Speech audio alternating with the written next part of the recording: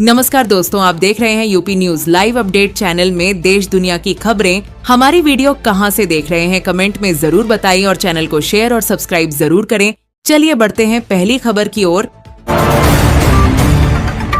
Industrial relations bill संसद के दोनों सदनों से पारित होने के बाद 4 नए लेबर कोड लागू करने का रास्ता साफ हो गया है। सरकार का कहना है कि ये सुधार श्रम कानूनों को सरल, पारदर्शी और उद्योग अनुकूल बनाएंगे, जिससे रोजगार और निवेश बढ़ेगा। वहीं विपक्ष ने कड़ा विरोध करते हुए लेबर कोड को श्रमिकों की गुलामी का दस्तावेज बताया है। विपक्षी दलों का आरोप है कि नए प्रावधानों से नौकरी की सुरक्षा कमजोर होगी और श्रमिक अधिकारों पर असर पड़ेगा। विपक्ष ने सरकार से बिल वापस लेने की मांग की है, जबकि सरकार इसे आर्थिक सुधारों की दिशा में महत्वपूर्ण कदम बता रही है।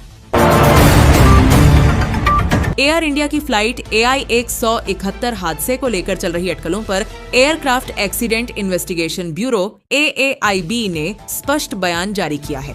AAIB ने कहा कि जांच अभी जारी है और किसी भी निष्कर्ष पर पहुंचना जल्दबाजी होगी। मीडिया में पायलट द्वारा जानबूझकर हादसा करने के दावों को एजेंसी ने अपुष्ट बताया है। अधिकारियों ने अपील की है कि आधिकारिक रिपोर्ट आने तक अफवाहों और कयासों से बचा जाए। जांच टीम तकनीकी, मानव और संचालन संबंधी सभी पहलुओं की गहन समीक्षा कर रही है।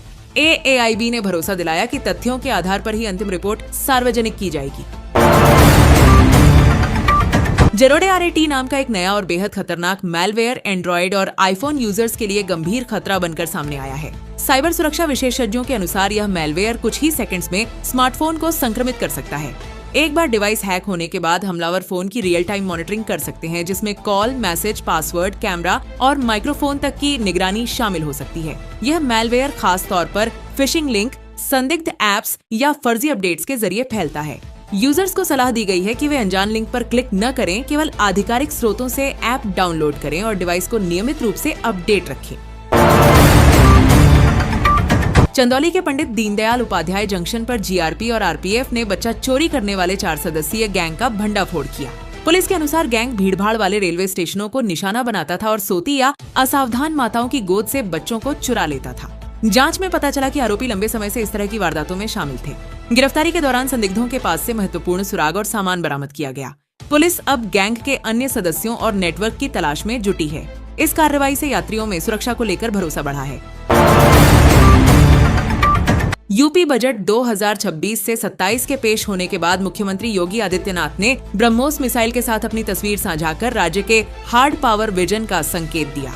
इसे मजबूत सुरक्षा, रक्षा उत्पादन और औद्योगिक विकास के संदेश के रूप में देखा जा रहा है। सरकार पहले ही डिफेंस कॉरिडोर, निवेश और रोजगार सृजन पर जोर दे चुकी है। CM का यह कदम प्रदेश को रणनीतिक और आर्थिक रूप से सशक्त बनाने की दिशा में प्रतीकात्मक पहल माना जा रहा है। राजनीतिक और रणनीतिक हलकों में इस तस्वीर को आत्मनिर्भर भारत, आधुनिक तकनीक और सुरक्षा सुदृढ़ीकरण के व्यापक एजेंडे से जोड़कर देखा जा रहा है। सैमसंग गैलेक्सी S26 अल्ट्रा को लेकर लॉन्च से पहले कई अहम जानकारियां सामने आ रही हैं। रिपोर्ट्स के अनुसार यह स्मार्टफोन 25 फरवरी को पेश किया जा सकता है। लीक्स में प्रीमियम डिजाइन, उन्नत कैमरा सिस्टम, बेहतर डिस्प्ले और नई जनरेशन प्रोसेसर की चर्चा है। कीमत की बात करें तो गैलेक्सी S26 अल्ट्रा को फ्लैगशिप सेगमेंट में रखा जाएगा, जिसकी संभावित कीमत पिछले मॉडल के आसपास या उससे थोड़ी अधिक हो सकती है। कंपनी इसमें हाई एंड फीचर्स, AI आधारित सुधार और परफॉर्मेंस अपग्रेड दे सकती है। आधिकारिक लॉन्च के बाद ही सटीक कीमत और फीचर्स की पुष्टि होगी, लेकिन यूजर्स में इसे लेकर उत्साह साफ दिख रहा है।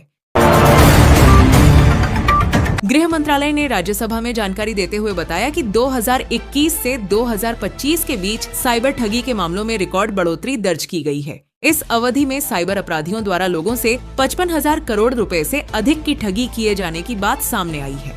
मंत्रालय के अनुसार online fraud, fishing, fake call, digital arrest और निवेश घोटालों जैसे अपराध तेजी से बढ़े हैं। शिकायतों की संख्या में हर वर्ष उल्लेखनीय वृद्धि देखी गई, जिससे साइबर सुरक्षा को लेकर चिंता बढ़ी है।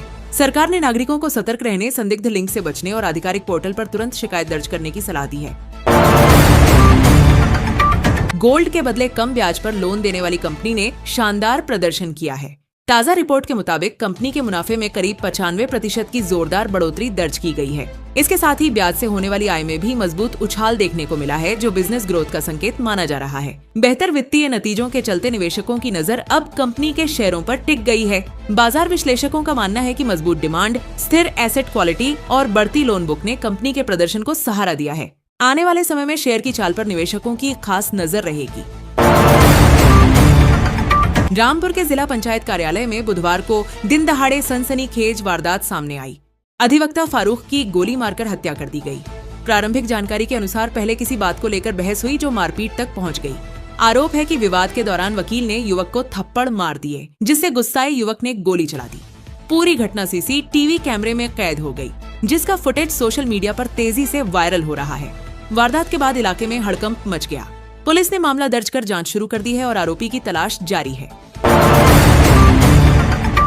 बांग्लादेश में हुए आम चुनाव पर पूर्व प्रधानमंत्री शेख हसीना ने गंभीर सवाल उठाए हैं। उन्होंने चुनाव प्रक्रिया को गैरकानूनी बताते हुए इसकी वैधता पर आपत्ति जताई। शेख हसीना ने आरोप लगाया कि चुनाव निष्पक्ष और पारदर्शी नहीं रहे। साथ ही उन्होंने स्थिति सुधारने के लिए 6 प्रमुख मांगे सामने रखी। इनमें निष्पक्ष चुनाव की गारंटी, राजनीतिक हिंसा पर रोक, लोकतांत्रिक अधिकारों की बहाली, स्वतंत्र चुनाव आयोग, अंतर्राष्ट्रीय निगरानी और विपक्ष के लिए समान अवसर जैसी बातें शामिल बताई जा रही हैं। उनके बयान के बाद देश की राजनीति में हलचल तेज हो गई है और चुनाव परिणामों को लेकर बहस बढ़ गई। गाजियाबाद के इंदिरापुरम की 13 वर्षीय मानसी हौसले और आत्मविश्वास की मिसाल बन गई है। दोनों हाथों से दिव्यांग होने के बावजूद मानसी पैरों से पढ़ाई लिखाई और खूबसूरत पेंटिंग करती है। 5वीं कक्षा की छात्रा मानसी रोजमर्रा के काम भी पैरों की मदद से सहजता से पूरा करती है। उनकी मेहनत, लगन और सकारात्मक सोच हर किसी को प्रेरित करती है। परिवार और शिक्षकों का सहयोग उन्हें लगातार आगे बढ़ने का हौसला देता है। मानसी का सपना है कि वे पढ़ लिख कर बड़ी सफलता हासिल करें और दूसरों के लिए प्रेरणा बने। उनकी कहानी साबित करती है कि मजबूत इरादों के सामने मुश्किलें छोटी पड़ जाती हैं। दिल्ली में 17 से 20 फरवरी तक विशेष आयोजन के चलते सख्त ट्रैफिक प्लान लागू किया गया है। इस दौरान कई प्रमुख मार्गों पर डायवर्जन और ट्रैफिक प्रतिबंध रहेंगे। पुलिस के अनुसार प्रभावित इलाके में वाहनों की आवाजाही नियंत्रित रहेगी, जिससे यात्रियों को वैकल्पिक मार्गों का उपयोग करने की सलाह दी गई है। ट्रैफिक व्यवस्था में बदलाव का असर आसपास के 34 स्कूलों पर भी पड़ेगा।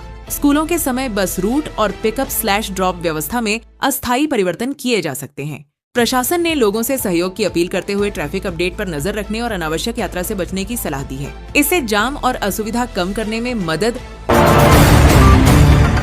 आरबीआई के सीसी चेंजेस, किसान क्रेडिट कार्ड KCC स्कीम को लेकर बड़े बदलावों की तैयारी की जा रही है, जिससे किसानों को और राहत मिलने की उम्मीद है। प्रस्तावित सुधारों में लोन प्रक्रिया को आसान और अधिक डिजिटल बनाने पर जोर है, ताकि किसानों को कम कागजी कार्रवाई के साथ जल्दी क्रेडिट मिल सके। रिपोर्ट्स के अनुसार क्रेडिट लिमिट बढ़ाने, ब्याज सब्सिडी व्यवस्था को मजबूत करने और समय पर भुगतान करने वाले किसानों को अतिरिक्त लाभ देने जैसे कदम शामिल हो सकते हैं। साथ ही फसल के अलावा डेयरी, मत्स्य पालन और अन्य कृषि संबंधित गतिविधियों को भी बेहतर कवरेज देने की संभावना है। सुरक्षा के लिहाज से धोखाधड़ी रोकने के उपाय भी सख्त किए जा सकते हैं। इन बदलावों का उद्देश्य किसानों की वित्तीय जरूरतों को बेहतर ढंग से पूरा करना और ग्रामीण अर्थव्यवस्था को मजबूत बनाना है। आधिकारिक घोषणा के बाद ही पूरी तस्वीर साफ होगी। झारखंड में बिजली चोरी के खिलाफ व्यापक अभियान चलाया गया है। राज्य भर में 119 टीमों ने सघन छापामारी कर अवैध कनेक्शन और बिजली के दुरुपयोग पर कड़ा प्रहार किया। इस कार्रवाई के दौरान बड़ी संख्या में अनियमितताएं पकड़ी गईं और 1185 FIR दर्ज की गईं। अधिकारियों के अनुसार अभियान का उद्देश्य राजस्व नुकसान को रोकना और बिजली व्यवस्था को पारदर्शी बनाना है। विभाग ने स्पष्ट किया कि आगे भी ऐसी कार्रवाई जारी रहेगी। उपभोक्ताओं से अपील की गई है कि वे वैध कनेक्शन का ही उपयोग करें, अन्यथा सख्त कानूनी कदम उठाए जाएंगे। इस सख्ती से बिजली चोरी पर लगाम लगाने की उम्मीद जताई जा रही है।